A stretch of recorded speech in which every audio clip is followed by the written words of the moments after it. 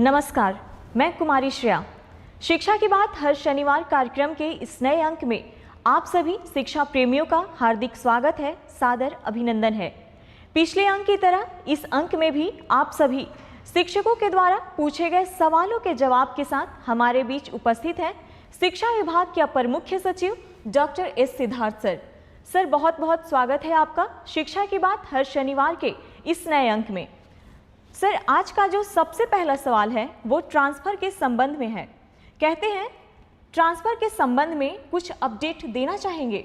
देखिए, जैसे कि आपको पहले मैंने पिछली बार भी बताया कि 1,30,000 टीचर्स का ट्रांसफ़र हम लोगों ने जिले सब आवंटन किए गए थे और साथ ही साथ उनका स्कूल आवंटन की प्रक्रिया सभी जिलों में शुरू हो गई है। सभी डीओज़ ने अपना काम शुरू कर दिया है। हम लोग एवरीडे रिव्यू करते हैं और हम लोग उम्मीद करते हैं कि करीब जून 20 तक सभी शिक्षकों के इनबॉक्स में उनके नए स्कूल का आवंटन आ जाएगा और ताकि वे समय पे नए स्कूल में अपना योगदान दे सकें। हम लोगों ने दो चीज़ ज़रूर कहा है। एक तो है कि जैसे ही योगदान वो दूसरे स्कूल में देंगे, जिस भी तिथि को 30 जून से पहले, वह अपने पुराने स्कूल से स्वतः विरमित हो जाएंगे। उनको अलग से विरमिति लेने की ज़रूरत नहीं है। ई शिक्षा को ऑटोमेटिकली उनको विरमित कर देगा। और दूसरा ये था कि हम लोगों ने यह भी सभी को कहा कि आप लोग डीओ के कार्यालय में चक्कर नहीं लगाएं, क्योंकि पूरी गोपनीय और पारदर्शिता से स्कूल का आवंटन किया जा रहा है और आपको वैसे भी पता नहीं चलेगा कि आपका कौन सा जो रिकॉर्ड है और कौन सा पोस्टिंग ऑर्डर है वो आपको वैसे भी पता नहीं चलेगा। इसलिए आप थोड़ा धैर्य रखिए और 20 तारीख को जब अपने इनबॉक्स में देख लीजिएगा और साथ ही साथ नए स्कूल में अपना योगदान दें। तो ये हम लोगों ने ऑलरेडी कहा है। और ट्रांसफ़र पोस्टिंग में ज़्यादा चिंता मत करिए। आप लोग अपना छुट्टी मनाइए, अपने छुट्टी पे जाइए, छुट्टी मनाइए और अपने परिवार के साथ समय बिताइए। सर, अगला जो प्रश्न है वो ये है कि बच्चे छुट्टियों में क्या करेंगे? देखिए, इस बार हम लोगों ने छुट्टियां दी हैं और समय पे छुट्टियां अभी आ गई हैं और अगला सप्ताह से सब लोग छुट्टी पे रहेंगे। बच्चे दो चीज़ें कर सकते हैं, या तो अपने माता पिता के साथ विभिन्न स्थान घूम सकते हैं, और जो गांव में बैठे हैं, जो गांव में ही रह गए, उनके लिए हम लोग समर कैंप चला रहे हैं। और समर कैंप में विशेषकर जो क्लास 5 और क्लास 6 के जो बच्चे हैं उनके लिए समर कैंप है और इसमें मैथमेटिक्स, गणित, टीएलएम जैसी गतिविधियां हम लोग उस गांव में हम लोग कराएंगे। तो जो बच्चे घूमने जा रहे हैं अच्छी तरह घूमें और जो बाकी बच्चे बच गए हैं वे समर कैंप में भाग लें और अपना गणित और टीएलएम के माध्यम से मतलब शिक्षा विद जॉय, मतलब खुशी खुशी अपना कोई ले।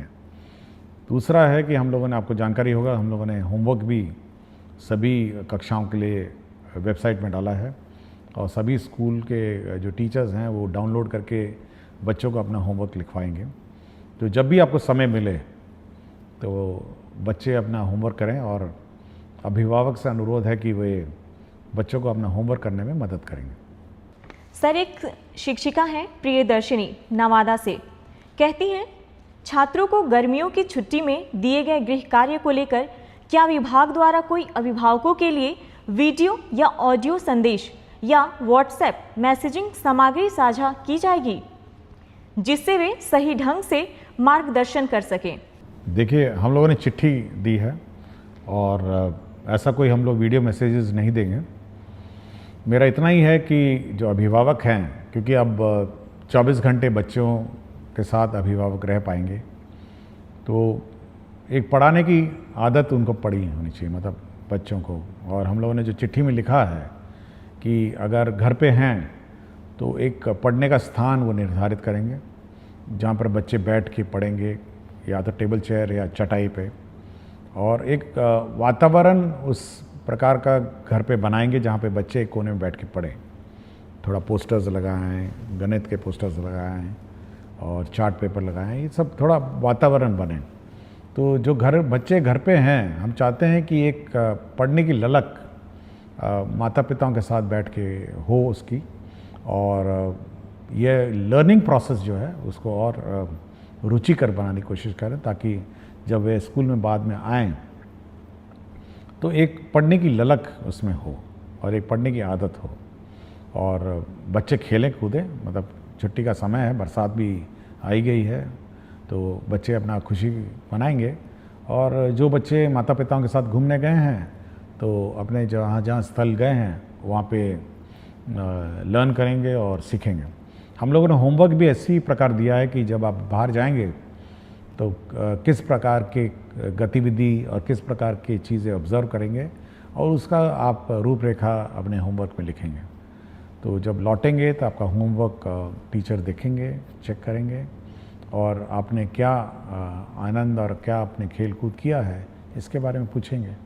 तो ये खुशी का माहौल होना चाहिए माता पिताओं के साथ, टीचर्स के साथ, अब बच्चों के साथ, कि वे छुट्टी मनाएं। सर अगला प्रश्न है कि नमस्कार सर मैं एक डाइट व्याख्याता हूँ।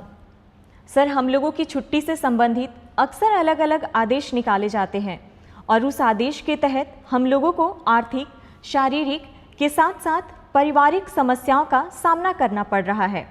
जैसे 3 दिन से अधिक की छुट्टी प्राचार्य स्तर से नहीं बल्कि निदेशक महोदय के स्तर से होगी। सर हम लोग मानसिक उत्पीड़न से गुजर रहे हैं, कृपया समाधान करने की कृपा करें। देखिए, अभी कुछ ही दिन पहले जो SCERT के डायरेक्टर ने पूछा कि सर स्कूलों में तो बंद है, क्या हम लोग ट्रेनिंग समर वेकेशन में कराएं नहीं कराएं। तो मैंने उनसे स्पष्ट कहा कि जब सब स्कूल बंद हैं, सब टीचर्स बाहर हैं, तो आप किस चीज़ का ट्रेनिंग कराएंगे। तो मेरे ख्याल से हम लोगों ने मना कर दिया, भाई जब टीचर्स ट्रेनिंग छुट्टी पे हैं तो डायरेक्ट उसके दौरान नहीं होगी। दूसरा है, हम लोग का ये विचार है कि जो छुट्टियां हैं वो सब ऑनलाइन ली जाए और प्रक्रिया भी ऑनलाइन हो। टीचर्स की जो प्रक्रिया है हम लोग ने स्पष्ट कर दिया है कि ऑनलाइन होगी, और आपको जानकारी होगा कि कुछ ही दिन पहले हम लोगों ने ये गाइडलाइन इशू किया है जिसमें स्पष्ट किया है कि किस प्रकार की छुट्टी कौन स्वीकृत करेगा और कितने दिनों में स्वीकृत करेगा। तो छुट्टियां स्वीकृति में स्पष्टता होनी चाहिए, ये हम लोग का मत है। टीचर्स के लिए हम लोगों ने कर दिया है, तो डाइट के लिए भी हम कर दिया। सर अगला सवाल कुमारी निधि प्राथमिक विद्यालय सुहाग किशनगंज से करती हैं। कहती हैं, एसीएस सर को मेरा प्रणाम। महोदय, मेरे विद्यालय में शून्य निवेश पर एक निपुण बाल मंच कोना बनाया गया है जिसमें बच्चे अपने मन की करते हैं और अपने द्वारा लिखी हुई कविताएं, कहानियां, अपने द्वारा हस्त निर्मित वस्तुएं और जो भी उन्हें मन करता है वह वहां पर बनाकर प्रदर्शित करते हैं। क्या ऐसा निपुण बाल मंच कोना हर विद्यालय के लिए तैयार किया जा सकता है? महोदय, यह बच्चों के लिए काफ़ी रोचक, उत्साहवर्धक और रचनात्मक रहेगा। धन्यवाद। देखिए, मैं इस निपुण बाल मंच को देखना चाहूँगा क्योंकि अब तो छुट्टियाँ हैं, तो जब भी खुलेगी तो मैं ज़रूर इस निपुण बाल मंच को देखना चाहूँगा। और मेरा अपना मानना है कि जो बच्चे अपने स्वतंत्र और स्वच्छ भाव से जब कोई भी चीज़ की रचना करते हैं तो वह उत्कृष्ट होती है, और अपने जो भावनाओं का जो प्रकटीकरण है वो मतलब बिल्कुल स्वतंत्र रूप में जब करते हैं तो बिल्कुल उच्च कोटि का होता है। तो सभी स्कूलों को यह उम्मीद और कोशिश होनी चाहिए कि बच्चों की जो भावनाएं हैं, बच्चों का जो हुनर है, उसको प्रकट करने का मौका देना चाहिए। और मैं ज़रूर इस विद्यालय में इस मंच को देखना चाहूँगा जब भी मुझे समय मिलेगा। सर अगला सवाल, मैं एक भुक्तभोगी डाइट व्याख्याता हूँ।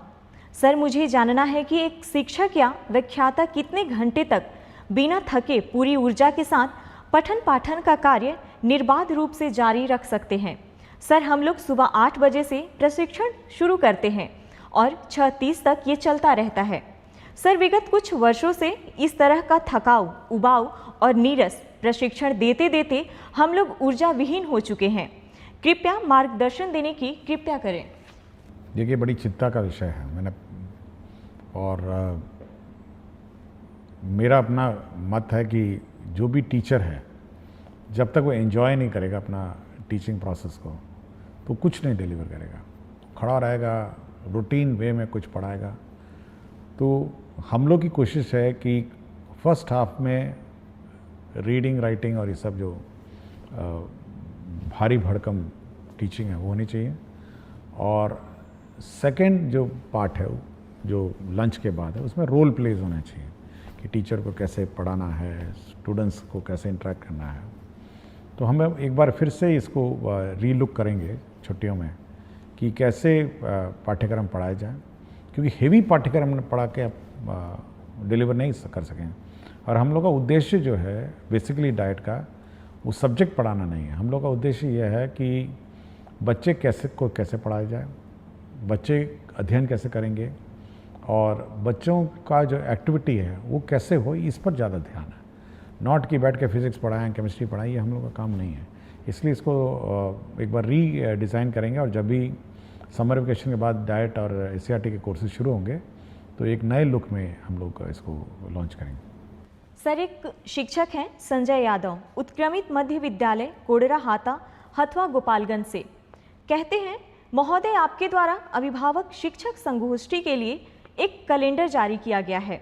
अभी से पूर्व भी संगोष्ठी का आयोजन कई मर्तबा किया जा चुका है, पर संगोष्ठी से संबंधित प्रधानाध्यापक और प्रभारी प्राचार्य के नाम से जो पत्र कल के डेट में आपकी तरफ से निर्गत हुआ है, वह हमें यह सीख देती है कि किसी आयोजन अथवा मौका को अत्यंत महत्वपूर्ण कैसे बनाया जाता है। क्या इस मौके पर हम अपनी कक्षाओं के बच्चों का मासिक मूल्यांकन रिपोर्ट अभिभावकों को बता सकते हैं, ताकि हमारे बच्चे का अपडेट अभिभावकों को मिल सके? देखिए, आज शनिवार है और आज छुट्टी से पहले संगोष्ठी के लिए संबंध में मैंने पत्र लिखा था। इसमें देखिए, ये जो पेरेंट टीचर मीटिंग है ये बहुत महत्वपूर्ण मीटिंग है, और इसमें इसीलिए मैं इसको बहुत महत्वता देता हूँ, और इसीलिए मैं अपने दस्तखत से इसको निर्गत करता हूँ। देखिए, इसमें बच्चों का क्या प्रोग्रेस रहा है यह टीचर को बताना होता है। जो क्लास टीचर होती है उसको बताना होता है कि आपका बच्चा ठीक है, आपका बच्चा पढ़ाई में थोड़ा कमज़ोर है, घर पे पढ़ाइए। उसके प्रोग्रेस के बारे में पेरेंट्स को बिल्कुल स्पष्ट होना चाहिए। मैथ्स का, फिज़िक्स का, रीडिंग है, सब है। तो ये बिल्कुल बहुत ही महत्वपूर्ण है, और अगर यदि बच्चा समय पे स्कूल नहीं आता है तो माता पिताओं को उसको बोलना भी पड़ता है। तो ये एक बहुत ही इम्पॉर्टेंट फोरम है जहाँ पे माता पिता के साथ टीचर इंटरेक्ट करते हैं, बच्चे के शैक्षणिक कार्यों के बारे में चर्चा करते हैं। देखिए, स्कूल में तो टीचर गाइड करते हैं, लेकिन घर पे माता पिता गाइड करते हैं, और एक बहुत महत्वपूर्ण गाइड करने का एक माध्यम है। इसलिए माता पिता को भी पता होना चाहिए कि उनका बच्चा क्या कर रहा है, स्कूल में कैसी पढ़ाई कर रहा है, क्या उसकी रुचि है। तो ये बहुत महत्वपूर्ण कार्य है। और हम लोगों ने आज जो लास्ट पेरेंट टीचर मीटिंग है छुट्टी से पहले, वह इसीलिए किया कि बच्चों को पता होना चाहिए कि स्कूल ने उनको होमवर्क दिया। हो सकता है माता पिता को नहीं पता चले कि आज होमवर्क भी दिया है, या पेरेंट्स को क्या करना है, समर कैंप के बारे में वो जानकारी देंगे, और पेरेंट्स को क्या छुट्टियों में बच्चों के साथ करना है, इसके बारे में गाइड करने के लिए ही आज जो पेरेंट टीचर मीटिंग आयोजन किया जा रहा है। तो वो इसी का महत्वपूर्ण एक अंश है। सर, अगला सवाल रवि शंकर दास, यूएमएस खरुधा प्रखंड, ठाकुरगंज, जिला किशनगंज से करते हैं। आदरणीय एससीएस सर, हमारे विद्यालयों में प्रत्येक शनिवार को जिस प्रकार बैकलेस सैटरडे में विभिन्न प्रकार के एक्टिविटीज को शामिल किया गया है, उसमें योग को भी समाहित करने की कृपा की जाए, जिससे हमारे बच्चों को योग का लाभ प्राप्त हो सके।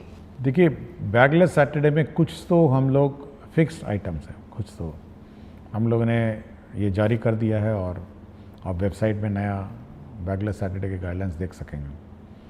इसके अलावा स्कूल पर ये हम लोगों ने छूट दी है कि योग करें या जो भी सिखाना चाहे, क्योंकि अगर हम लोग कंपलसरी कर देंगे, यह संभावना है कि वहाँ लोकल टीचर नहीं मिलेंगे। तो यह स्कूल पे छोड़ दिया गया है कि इसके अतिरिक्त जो करना चाहें और जो एक्टिविटी करना चाहें तो वो कर सकते हैं। और योग बहुत अच्छी बात है, और बहुत सारे स्कूल कराते भी हैं। तो बैकलेस सैटरडे में बिल्कुल फ्रीडम है जो करिकुलम है उसके अतिरिक्त है। डिज़ास्टर पे बात होती है, संगीत के बारे में बात होती है, स्पोर्ट्स के बारे में बात होती है, और बच्चे को जो की चीज़ रुचि और जो क्यूरोसिटी है उसके बारे में बात होती है। इसलिए हम लोग बिल्कुल छूट दी हुई है। ये बिल्कुल टाइड अप सैटरडे नहीं है कि यही करना है और इसी पर काम करना।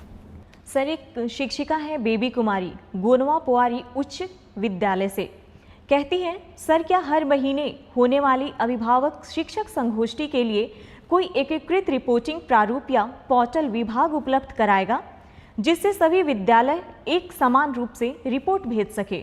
देखिए, इतना रिपोर्ट अगर आने लग जाए तो हम लोग का तो विभाग बिल्कुल का सर चकरा जाएगा, और ज़्यादा रिपोर्ट हम लोग को चाहिए भी नहीं। हम लोग देखिए, हम लोग ये उम्मीद करते हैं कि अभिभावक और जो शिक्षकगण उस स्थानीय स्तर पर समस्याओं का समाधान करेंगे, स्थानीय स्तर पर अपना हल निकालेंगे।